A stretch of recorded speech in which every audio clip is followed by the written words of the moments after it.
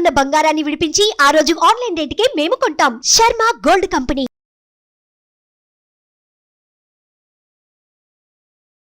నమస్కారం, నేను మీ జాహ్నవి. మనతో ఉన్నారు ప్రముఖ జ్యోతిష్య వాస్తు పండితురాలు, ప్రముఖ ఆధ్యాత్మికవేత్త రాజరాజేశ్వరి రాజశ్యామల అమ్మవారి ఉపాసకురాలు సురంపుడి భానుకోటేశ్వరి అమ్మ. అయితే గురుబలం ఈ ప్రత్యేక కార్యక్రమం ద్వారా మనకున్నటువంటి ప్రతి సమస్యలకి చక్కటి సొల్యూషన్స్ అమ్మ అందిస్తూ ఉన్నారు కదా. మరి ఈ రోజు కూడా ఏకాదశి తిథిని పురస్కరించుకుని ఆ రోజు ఆచరించవలసిన విధి విధానాలు ఏమిటో అమ్మ మాటల్లో అడిగి తెలుసుకుందాం. నమస్తే అమ్మ.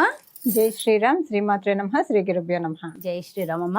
అయితే ఏకాదశి వస్తుంది, జ్యేష్ఠ మాస కృష్ణపక్ష ఏకాదశి కదా. మరి ఈ ఏకాదశి విశిష్టత ఏమిటి? అందరూ కూడా ఎన్నో ఇబ్బందులతో ఉన్నాం కదా. మరి ఇబ్బందులు తొలగాలంటే ఈ ఏకాదశి రోజు ఏం చేయాలంటారు? యోగిని ఏకాదశి అని కూడా అంటారు ఈ ఏకాదశిని. అయితే మనకి పంచాంగ గణనాల ప్రకారము ఏకాదశి తిథి ఈసారి మనకి ఈ జ్యేష్ఠ మాసంలో కృష్ణ పక్షంలో వచ్చిన ఏకాదశి తిథి కొన్ని విశేష అనుకూలతలతోటి కూడి వచ్చింది. అదేంటంటే త్రిపుష్కర యోగం మనకి ఈ ఏకాదశి రోజు ఉంది. జనరల్గా ఈ త్రిపుష్కర యోగం ద్విపుష్కర యోగం అని మనం వింటూ ఉంటాము.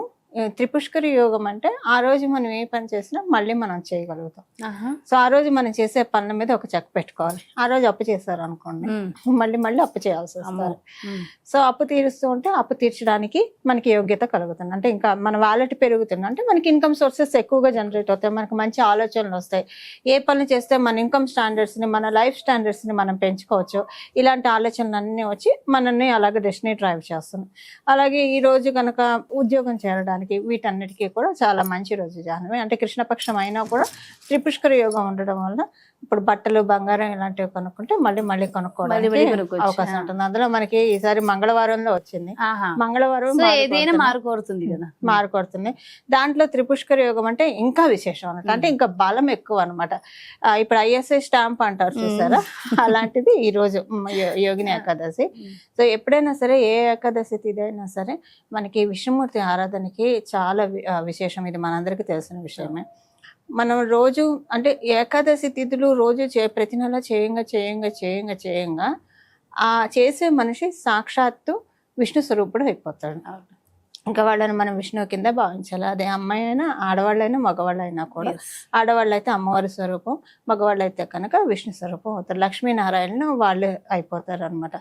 అయితే మనకి ఏకాదశి తిథి వీలుంటే కనుక ఒప్పుకుంటే ఉపవాసం ఉండడము, ఇవన్నీ చేయలేని వాళ్ళు ఒక చిన్న పరిహారం ప్రతి ఏకాదశికి చేసుకుంటే కనుక వెంకటేశ్వర స్వామికి, విష్ణుమూర్తికి ప్రీతి కలిగించేది విష్ణువు అలంకార ప్రియుడు. అలంకారం చేయాలి ఆ రోజు. అంటే ఉపవాసం చేసినా చేయకపోయినా విష్ణు సహస్రనామం చదువుతూ స్వామివారికి అలంకారం. విష్ణు సహస్రనామం మొత్తం చదవలేకపోయినా అందులోనే మనకి సులభోపాయం ఉంది కదా, శ్రీరామ రామ రామ అయితే రమే రామే మనోరమే సహస్రనామ తత్తుల్యం రామనామం వరాన. ఎగ్జాక్ట్లీ. ఇది 3 సార్లు చదవాలి. ఆ 3 సార్లు చదువుతూ ఆ విష్ణుమూర్తికి గంధంతో, మీరు నిన్న నాతో ఫోన్ లో మాట్లాడుతూ అన్నారు మా ఇంట్లో పాతకాలం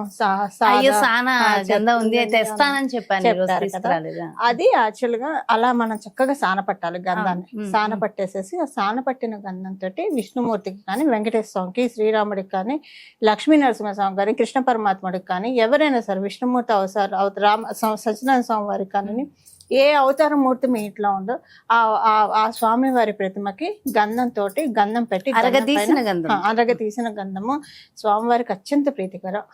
స్వామివారికి కుంకుమతో అలంకరించి ఏం చేయాలంటే తులసి ఆకులు మనం ఎలానో పూజ చేస్తాం కదా, తులసి ఆకులు ఉంటాయి కదా, తులసి దళాలు ఉంటాయి కదా జాహ్నవి, ఆ తులసి దళాన్ని చక్కగా ఇదే గంధం అనుకోండి ఇందులో ముంచాలి. ఇలా ఈ 3 వేలు పట్టుకొని ముంచేసేసి అది ఇలా మన హృదయ స్థానం దగ్గర ఇలా చేర్చుకొని నమః వాసుదేవాయ శ్రీ మహాలక్ష్మి నమః, నమః వాసుదేవాయ శ్రీ మహాలక్ష్మి నమః, నమః వాసుదేవాయ శ్రీ మహాలక్ష్మి నమః ఇలా ఒక 20 సార్లు అనుకోవాలి. తర్వాత నమో భగవతే వాసుదేవాయ, నమో భగవతే వాసుదేవాయ, నమో భగవతే వాసుదేవాయ, నమో భగవతే వాసుదేవాయ. మగవాళ్ళు అయితే ఓంకారాన్ని చేర్చచ్చు, ఆడవాళ్ళు అయితే ఈ రీతిన స్వామివారి వక్షస్థలానికి మనం పెట్టాలి. గంధంలో ముంచుతాం కాబట్టి వక్షస్థలంలో అతుకుతుంది. ఇది లక్ష్మీ కటాక్షం కోరుకునే వాళ్ళకి ఈ పరిహారం బాగా ఉపకరిస్తుంది. జాను వితిన్ ఈ ఏకాదశికి స్టార్ట్ చేసేస్తే ఇది ప్రతి బుధవారం కూడా ఇది ఆచరించవచ్చు. ఏకాదశి తిథి రోజు అందులో ఈసారి మనకి చాలా విశేషాలతో కూడుకొని వచ్చింది. చేస్తే కనుక లక్ష్మీ కటాక్షాన్ని చక్కగా ఇచ్చారు. ఈసారి మంగళవారం 2వ తారీఖున వచ్చింది కదమ్మా. 2వ తారీఖు జూలై 2 మంగళవారం ఏకాదశి. చాలా చాలా ప్రత్యేకము అంటారు. అంతే. సో ఆ రోజు ఏది చేసినా 2 సార్లు చేస్తాం కాబట్టి చేస్తాం. జాగ్రత్తగా చూసుకోవాలి. 1కి 2 సార్లు 3 సార్లు చేయాల్సి వస్తుంది. మంచి పనులు అయితే రిపిటేషన్ ఎప్పుడు మనం కోరుకుంటాం మంచి వాటిలకే కదా. సో అది రిపిటేషన్ ఏదైతే కోరుకుంటారో వాటికి ఆ రోజు పెట్టుకుంటే మంచిది. చాలా మంది స్కిన్ ఎలర్జీస్ తో బాధపడుతూ ఉంటారు కదా జాహ్నవి. వాళ్ళకి ఇలా చేయడం వల్ల స్వామివారికి గంధంతో స్వామివారిని అలంకరించడం వల్ల ఇలాగ ఇప్పుడు మనం తెలుసుకున్న పద్ధతిలో డెఫినెట్ గా స్కిన్ ఎలర్జీస్ నుంచి విముక్తి అవుతారు. అలాగే ఆర్థికంగా ఇబ్బందులతో బాధపడే వాళ్ళకి మరి వాళ్ళు ప్రత్యేకంగా ఏం చేయవచ్చు అంటారు? ఈ తులసి దళాలతో ఇప్పుడు చెప్పినట్లే జాహ్నవి, ఇది ఆర్థిక ఇబ్బందుల్ని తొలగిస్తుంది. స్కిన్ ఎలర్జీస్ ఉంటే వాటికి ఉపయోగిస్తుంది. కొంతమందికి డస్ట్ ఎలర్జీస్ ఉంటాయి, రెస్పిరేటరీ ప్రాబ్లం ఉంటుంది. అలర్జీస్ ఏ అలర్జీస్ సెట్ అయ్యి, ఎందుకంటే ఇక్కడ మనం ఇప్పుడు మనం ఏ కైంకర్యం భగవంతుడికి చేస్తే ఆ కైంకర్యానికి సంబంధించిన రిజల్ట్స్ మనకి ఇస్తారు. ఇప్పుడు మనం గంధంతో కైంకర్యం చేస్తున్నాం అంటే మొదట ఆయన ప్రీతి చెందుతాడు, మొదట మన మైండ్ ని చల్లబరిచేస్తాడు. అంటే మన మనసు అంతా కామ్ అయిపోతుంది, కూల్ డౌన్ అయిపోతుంది. గంధం ఎప్పుడైనా చల్లబరుస్తుంది కదా. సో ఎప్పుడైనా సరే ప్రశాంతంగా ఉన్న మనసు ఆలోచించే విధానం ఒక రకంగా ఉంటుంది. టెన్షన్స్ తోటి డిప్రెషన్ తోటి కూడిన మనసు కానీ బుద్ధి కానీ ఆలోచించే విధానం ఒక రకంగా ఉంటుంది. సో ఏదైనా మన ఆలోచనలు బట్టే కదా మన ఫ్యూచర్ డిసైడ్ అయ్యేది. దానికి చక్కగా ఉపకరిస్తుంది. అందువల్ల గంధం వల్ల ఇలాంటి ప్రయోజనం వస్తుంది. అయితే తులసి ఔషధ గుణాలని కలిగి ఉంటుంది. తులసిని మనం తులసిని మనం స్వామివారికి సమర్పిస్తున్నాం అంటే అక్కడ లెక్క మనం దానికి సంబంధించిన ఔషధ గుణాలన్నిటి మనం తీసుకుంటాం. సో మెయిన్ రెస్పిరేటరీ ఇష్యూస్ కి తులసి దళం చాలా బాగా ఉపయోగపడుతుంది. స్వామివారికి అది మనం అర్పణ చేయడం వల్ల చాలా మందికి రెస్పిరేటరీ ఇష్యూస్, రెస్పిరేటరీ డిజార్డర్స్ చాలా మందికి ఉంటాయి. అవన్నీ కూడా క్లెన్స్ అయిపోతాయి. ప్రతి ఏకాదశికి ఇలా చేయడం వల్ల ఒక 3 ఏకాదశుల తర్వాత తేడా తెలిసిపోతూనే ఉంటుంది. అయితే ఏకాదశి చేసేటప్పుడు ద్వాదశితో కూడిన ఏకాదశి చేయాలి అంటారు కదా. సో అది ఖచ్చితంగా అలానే అసలు విధి విధానంతో ఏకాదశి వ్రతం చేయాలంటే అది మనకి దశమి తిథి నుంచి ప్రారంభం అవుతుంది. అబ్బో, దశమి చెప్పండి. ఒకవేళ అలా ఎవరైనా కుదిరి చేయాలనుకున్న వాళ్ళకు ఉంటుంది. దశమి తిథి రోజు తలారా స్నానం చేయాలి.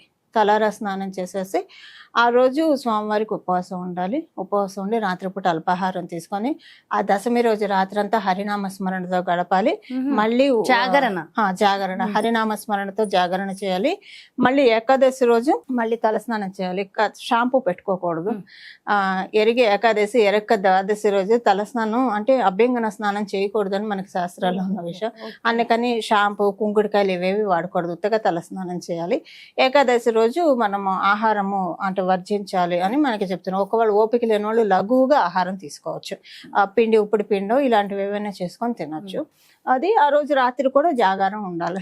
2 రోజులు జాగరణ ఇది వరకు అంత ఓపికగా ఉన్నది. ద్వాదశి రోజు ఈ రోజుల్లో అంతలా ఎవరు చేయలేరు కాబట్టి సింపుల్ గా ఏకాదశి ఏకాదశి ఒక్కటి చేసుకుంటే సరిపోతుంది. ఇంకా ద్వాదశి పారాయణ చేసేస్తే ఆ పక్షానికి ఏకాదశి వ్రతం కంప్లీట్ అయిన. మొత్తం చెయ్యాలంటే అలా అంత ఇప్పుడు చేసేటోళ్ళు కూడా కొంతమంది ఉన్నారు. అంటే మా పెద్దలు చేశారు, మీ పెద్దలు కూడా చేసే ఉంటారు, తెలిసి ఉండకపోవచ్చు. పెద్దలు చేశారు. ఒక 100 years మనం బ్యాక్ వెళ్తే చాలా మంది చేసి ఉండొచ్చు కదా. అందుకే ఆ రోజు ఆనాడు వాళ్ళు అలా చేశారు కాబట్టి ఈనాడు మనం ఇలా ఉన్నాం. 100% పెద్దల ఆశీస్సుల వల్లే మనం ఇలా ఉన్నా మన పిల్లలు బాగున్నారన్న ఖచ్చితంగా. ఈ రోజు మనం ఏం చేస్తామో నెక్స్ట్ జనరేషన్ అలా ఉంటుంది. అంతే, డెఫినెట్ గా మన కోసం మనం కాదు, మన జనరేషన్ తరాల భావి తరాల కోసం. ఎంతో చక్కటి విషయాన్ని తెలియజేశారమ్మా. Thank you so much. నమస్కారం. మంగళం. నమో భగవతే వాసుదేవాయ. చూసారు కదండి, మరి ఇది ఏకాదశి. మరి ఏకాదశి రోజు ఖచ్చితంగా ఆచరించవలసిన విధి విధానాలు, చక్కటి పరిహారాలు చాలా డీటెయిల్ గా ఎక్స్ప్లెయిన్ చేశారు కదా. మరో ప్రత్యేకమైన కార్యక్రమంతో మళ్ళీ మీ ముందుకు వచ్చేస్తాను. నమస్తే. మరి అదే విధంగా మీ యొక్క జాతకానికి సంబంధించి కానీ, లేదంటే మీ ఇంటి వ్యాపార వాస్తుకు సంబంధించి కానీ, మరి ప్రత్యేకంగా మీకు ఏదైనా ఒక పరిహారాలు కావాలి, ఏదో సమస్యలతో సతమతం అవుతున్నారు, మరి ఒక్కసారి భానుకోటేశ్వరి అమ్మని సంప్రదించాలి, అపాయింట్మెంట్ కావాలి అనుకుంటే క్రింద డిస్ప్లే అవుతున్నటువంటి నెంబర్స్ కి కాల్ చేసి అపాయింట్మెంట్ తీసుకోగలరు. నమస్తే. సుమన్ టీవీలో మీ పర్సనల్ అండ్ బిజినెస్ ప్రమోషన్స్ కోసం కింది నెంబర్ కి కాంటాక్ట్ చేయండి.